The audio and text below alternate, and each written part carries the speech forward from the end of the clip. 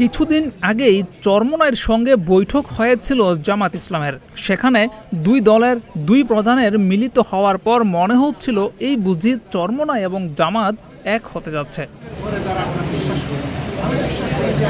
দুই ইসলামিক দলের মিলন হওয়াকে অনেকেই বিএনপির জন্য অশানি সংকেত হিসেবে দেখছিলেন। চরমোনাই এবং জামাত তথা ইসলামিক দলগুলো এক হওয়া মানে বিএনপির জন্য অশানি সংকেত, এমনটাই মনে করছিলেন অনেকে।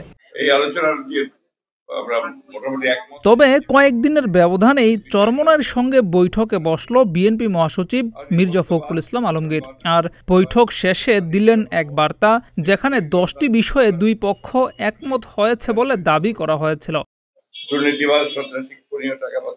হঠাৎ করেই বিএনপির সঙ্গে চরমোনাইয়ের এই বৈঠকের পর আবারও জনমনে গুঞ্জন, তাহলে কি চরমোনাই আবারও রূপ বদল করে বিএনপির সঙ্গে জোট করবে?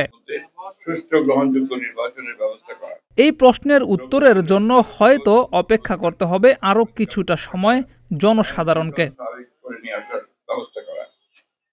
জিয়াউর রহমান, প্রতিদিনের বাংলাদেশ।